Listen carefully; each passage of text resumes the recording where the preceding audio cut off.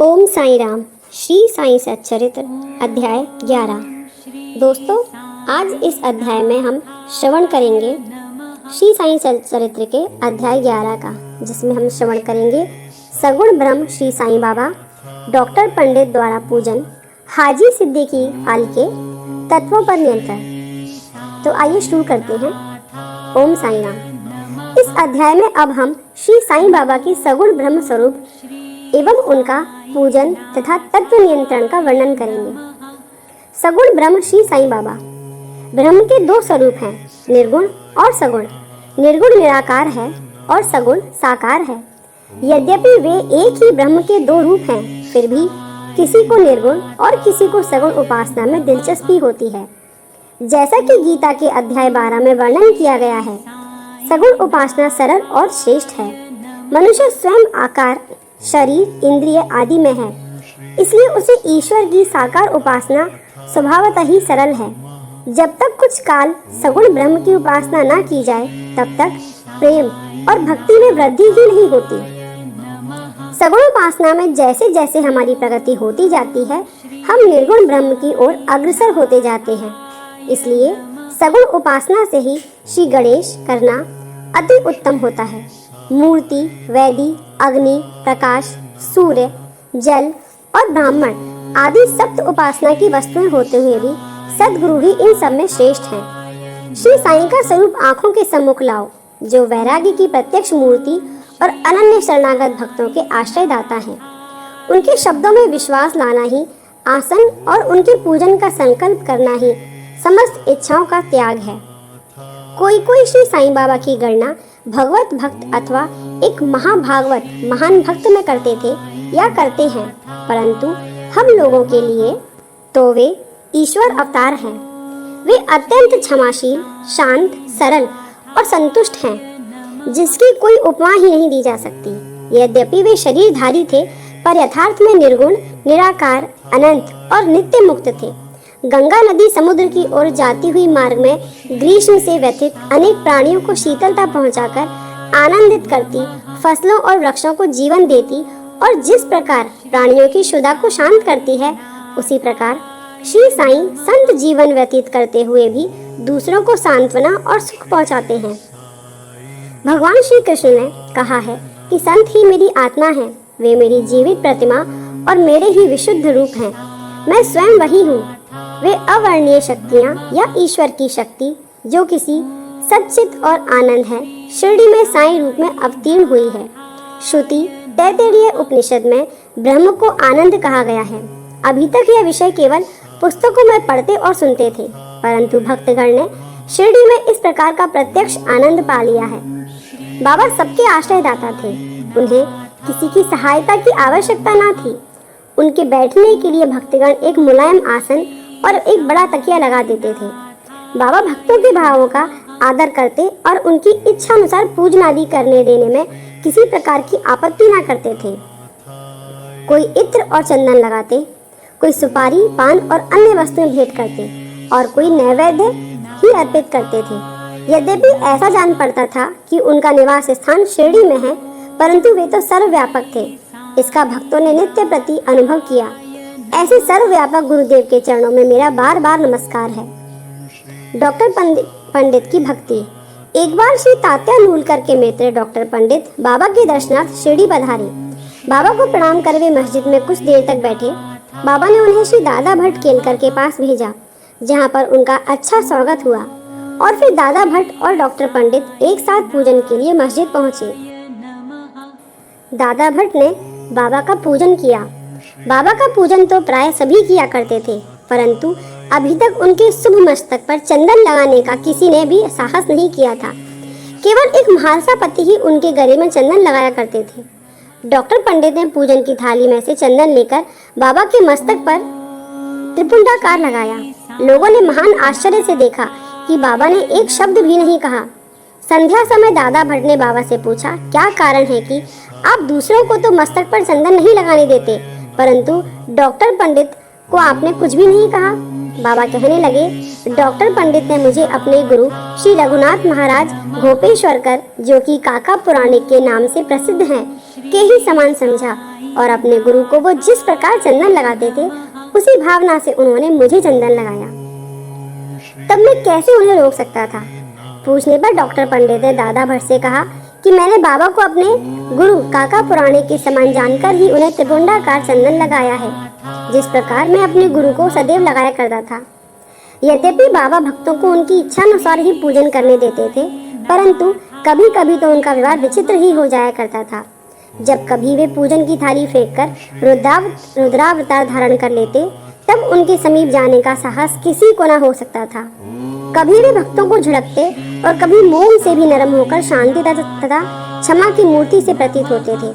कभी कभी वे क्रोधावस्था में कंपायमान हो जाते और उनके लाल नेत्र चारों ओर घूमने लगते थे, तथापि उनके अंतःकरण में प्रेम और मातृ स्नेह का स्रोत बहा ही करता था।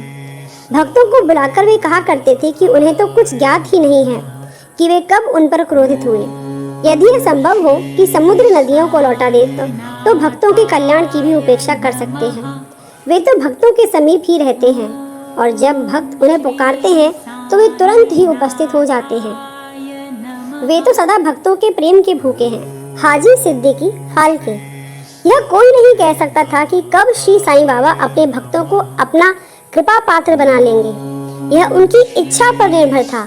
हाजी सिद्दीकी फाल्के ही इनकी कथा का इसका एक उचित उदाहरण है। कल्याण निवासी एक यमन जिनका नाम सिद्दीकी फाल्के था, मक्का शरीफ का हज करने के बाद शिरडी आए। वे चावड़ी में उत्तर की ओर रहने लगे। वे मस्जिद के सामने खुले आंगन में बैठा करते थे। बाबा ने उन्हें 9 माह तक मस्जिद में प्रविष्ट होने की आज्ञा ना दी और ना ही मस्जिद की सीढ़ियां चढ़ने दी। फाल्के बहुत निराश हुए और कुछ निर्णय न कर सके कि कौन सा उपाय काम में लाएं। लोगों ने उन्हें सलाह दी कि आशा न त्यागे। श्यामा श्री साईं बाबा के अतरंग भक्त हैं, तुम उनके ही द्वारा बाबा के पास पहुंचने का प्रयत्न करो। जिस प्रकार भगवान शंकर के पास पहुंचने के लिए नंदी के पास जाना आवश्यक होता है, उसी प्रकार बाबा के पास भी श्यामा के द्वारा ही पहुंचाना चाहिए। फाल्के को यह विचार उचित प्रतीत हुआ और उन्होंने श्यामा से सहायता की प्रार्थना की। श्यामा ने भी आश्वासन दे दिया और अवसर पाकर वे बाबा से इस प्रकार बोले कि बाबा, आप उस बूढ़े हाजी को मस्जिद में किस कारण नहीं आने देते? अनेक भक्त स्वेच्छा पूर्वक आपके दर्शन को आया जाया करते हैं, कम से कम एक बार तो उसे आशीष दे दो। बाबा बोले, श्यामा तुम अभी नादान हो। यदि फकीर अल्लाह नहीं आने देता है तो मैं क्या करूं? उनकी कृपा के बिना कोई भी मस्जिद की सीढ़ियां नहीं चढ़ सकता। अच्छा, तुम उसे पूछ आओ कि क्या वह 12वीं कुएं की निचली पगडंडी पर आने को सहमत है। श्यामा स्वीकारात्मक उत्तर लेकर पहुंचे। फिर बाबा ने पुनः श्यामा से कहा कि उससे फिर पूछो कि क्या वह मुझे 4 किश्तों में 40,000 रुपए देने को तैयार है।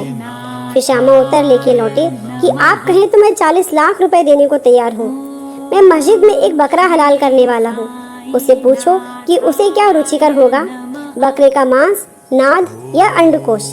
श्यामा यह उत्तर लेकर लौटे कि यदि बाबा के भोजन पात्र में से एक भी ग्रास भी मिल जाए तो हाजी अपने को सौभाग्यशाली समझेगा। यह उत्तर पाकर बाबा उत्तेजित हो गए और उन्होंने अपने हाथ से मिट्टी का बर्तन, पानी की गागर उठाकर फेंक दी और अपनी कफनी उठाए हुए सीधे हाजी के पास पहुंचे। वे उनसे कहने लगे कि व्यर्थ ही नमाज क्यों पढ़ते हो, अपने श्रेष्ठता का प्रदर्शन क्यों करते हो? यह वृद्ध हाजियों के समान वेशभूषा तुमने क्यों धारण की है? क्या तुम कुरान शरीफ का इसी प्रकार पठन करते हो? तुम्हें अपने मक्का हज का अभिमान हो गया है, परंतु तुम मुझसे अनभिज्ञ हो। इस प्रकार डांट सुनकर हाजी घबरा गया। बाबा मस्जिद को लौट आए और कुछ आमों की टोकरियां खरीदकर हाजी के पास भेज दी। वे स्वयं भी हाजी के पास गए और अपने पास से 55 रुपए निकालकर हाजी को दिए। इसके बाद से ही बाबा हाजी से प्रेम करने लगे तथा अपने साथ भोजन करने को बुलाने लगे। अब हाजी भी अपनी इच्छा अनुसार मस्जिद में आने जाने लगे। कभी कभी बाबा उन्हें कुछ रुपए भी भेंट में दे दिया करते थे। इस प्रकार हाजी बाबा के दरबार में सम्मिलित हो गए। बाबा का तत्वों पर नियंत्रण। बाबा के तत्व नियंत्रण की 2 घटनाओं के उल्लेख के साथ ही यह अध्याय अब समाप्त हो जाएगा। एक बार संध्या समय शिरडी में भयानक झंझावात आया। आकाश में घने और काले बादल छाए हुए थे। पवन झकोर रहा था, बादल गरज रहे थे और बिजली चमक रही थी। मूसलाधार वर्षा प्रारंभ हो गई। जहाँ देखो वहाँ जल ही जल दृष्टिगोचर होने लगा। सब पशु पक्षी और शिरडीवासी अधिक भयभीत होकर मस्जिद में एकत्रित हुए। शिरडी में देवियां तो अनेक हैं, परंतु उस दिन सहायतार्थ कोई न आई। इसलिए सभी ने अपने भगवान साईं से, जो भक्ति के भूखे थे, संकट निवारण करने की प्रार्थना की। बाबा को भी दया आ गई और वे बाहर निकल आए। मस्जिद के समीप खड़े होकर उन्होंने बादलों की ओर दृष्टि कर गरजते हुए शब्दों में कहा कि बस शांत हो जाओ। कुछ समय के बाद ही वर्षा का जोर कम हो गया और पवन मंद बंद पड़ गई तथा आंधी भी शांत हो गई। आकाश में चंद्रदेव उदित हो गए। तब सब लोग अति प्रसन्न होकर अपने अपने घर को लौट आए। एक अन्य अवसर पर मध्याह्न के समय धूनी की अग्नि इतनी प्रचंड होकर जलने लगी कि उसकी लपटें ऊपर छत तक पहुंचने लगी। मस्जिद में बैठे हुए लोगों की समझ में न आता था कि जल डालकर अग्नि शांत कर दे अथवा कोई अन्य उपाय काम में लावे। बाबा से पूछने का साहस भी कोई न कर पा रहा था, परंतु बाबा शीघ्र परिस्थिति को जान गए। उन्होंने अपना सटका उठाकर सामने के खंभे पर बलपूर्वक प्रहार किया और बोले, नीचे उतरो और शांत हो जाओ। सटके की प्रत्येक ठोकर पर लपटें कम होने लगी और कुछ मिनटों में ही धुनी शांत और यथापूर्वक हो गई। श्री साईं ईश्वर के अवतार हैं। जो उनके सामने नतमस्तक होकर उनके शरणागत होगा, जो भक्त इस अध्याय की कथाएं प्रतिदिन श्रद्धा और भक्ति पूर्वक पठन करेगा, उसका दुखों से शीघ्र ही छुटकारा हो जाएगा। केवल इतना ही नहीं, वरन उसे सदैव ही श्री साईं चरणों का स्मरण बना रहेगा और उसे अल्पकाल में ही ईश्वर दर्शन की प्राप्ति होकर उसकी समस्त इच्छाएं पूर्ण हो जाएंगी और इस प्रकार वह निष्काम बन जाएगा। श्री सद्गुरु साईनाथान परमस्तु शुभम भवतु।